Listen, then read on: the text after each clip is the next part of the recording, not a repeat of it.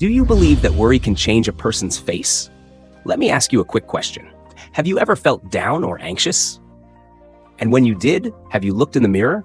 If you have, you might have noticed that the face staring back at you looked strange or twisted, almost as if it wasn't your own. British politician John Lubbock once said while people often talk about breaking down from overwork, 9 times out of 10, it's due to worry or anxiety. Think about it. Have you ever experienced something similar? For instance, during a conversation with friends, if the other person frowns or changes their tone, do you start to wonder if you've said something wrong that made them unhappy? You might experience some friction with strangers, but nothing significant has happened. Yet, inside your mind, there's a big play unfolding. Suppose you often find yourself consumed by excessive anxiety and negative emotions like worry and self-pity. In that case, you may be trapped in a cycle of mental conflict, what we call mental internal friction. This habit of self-poisoning is one of the worst. But have you ever wondered why these negative emotions are magnified so much? Why do spiritual internal friction and physical and mental collapse occur?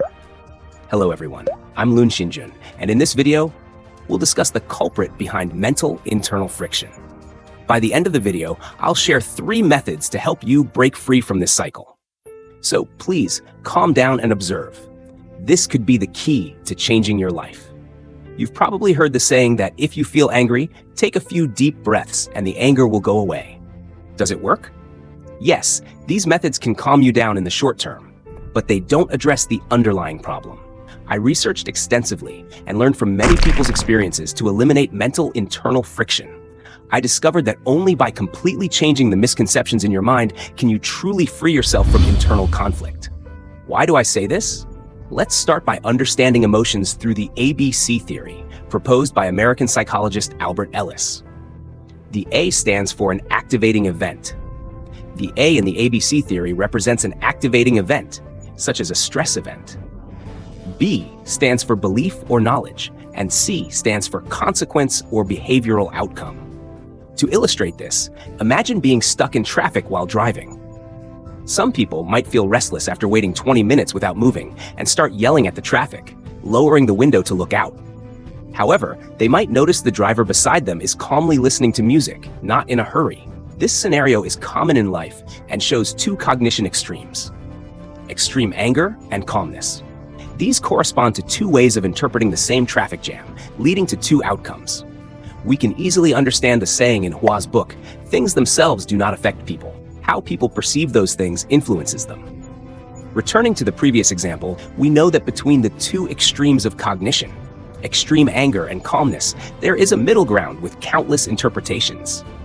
Some of these interpretations are reasonable, while others are not. It's essential to adjust unreasonable beliefs into rational ones to prevent negative emotions from being amplified indefinitely. However, this is easier said than done. So, how can you strengthen your defenses against emotions? Ultimately, it's necessary to internalize rational cognition as a habit to respond promptly and effectively when you encounter negative emotions. Here are 3 simple and easy habits to help you achieve this. To avoid irrational anxiety, I categorize all my worries and anxieties into 2 broad types: rational anxiety and irrational anxiety.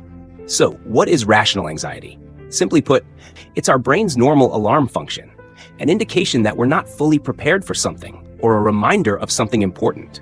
For example, if you're preparing to give a speech at a meeting, you might feel anxious about getting nervous, forgetting your words, or worrying that your materials might fall. On the other hand, irrational emotions are those that are meaningless to our actions and unhelpful, such as unnecessary anxiety or anger. In the same scenario, irrational anxiety would be if you start to worry excessively about things beyond your control. You might worry that others will notice your nervousness or think your jokes aren't good enough, leading to fears that your leader might stop considering you for future opportunities. This is an example of irrational anxiety, useless thoughts that can even harm you. You may recognize these patterns, but feel unable to stop overthinking. So, what can you do? Here's a highly effective logical approach. Cultivate the habit of leaving more room for yourself and others. When you feel anxious, worried, or afraid, take a moment to describe that anxiety explicitly. Identify the main subject of this concern. Is it yourself or someone else? If it's you, see if the anxiety can be translated into action. Taking action can help reduce uncertainty and bring clarity to the situation. To help your brain reduce anxiety, if the issue lies with someone else, understand that this anxiety is uncontrollable because it's external. The best approach is not to dwell on it. Remember that worrying about it won't help, and focusing on what you can control is more productive. According to a 2022 study, actively and consciously suppressing a thought by reducing its neural activation sensitivity can help you effectively forget it. Additionally, cultivating the habit of immediate action is crucial. The ancient Greek philosopher Pythagoras once said that anger often begins with foolishness and ends in regret. We often struggle to hold back our emotions, leading to regret and self-blame, making us feel powerless. Developing the habit of immediate action is crucial to prevent intense emotions from taking over. This involves quickly changing your environment or current state because surroundings highly influence emotions. If you remain stagnant in self-denial, your emotions won't shift, and by the time you process the negative feelings, you might realize you've wasted time, which could lead to further self-pity. The key to effective action is to act swiftly before you become fully aware of your negative emotions. First, get up and do something else, like cleaning the room, organizing data, or walking. Stimulating the brain through action can effectively prevent mental internal friction. Another essential habit is learning to focus on what you can control. Worrying about things beyond your control is unhelpful and often leads to mental internal friction. Remember, emotions are not facts. In other words, all our worries and fears are just perceptions and do not necessarily reflect reality. In our lifetime, the chances of our fears coming true are minimal. Most of the time, things are better than we imagine. They are easier than we think. We are often intimidated by our fears. As a Buddhist saying goes, gone without leaving, a lot at hand, less on your mind. Applying this to daily life, when faced with new anxieties, it can be helpful to reflect on these three thoughts repeatedly.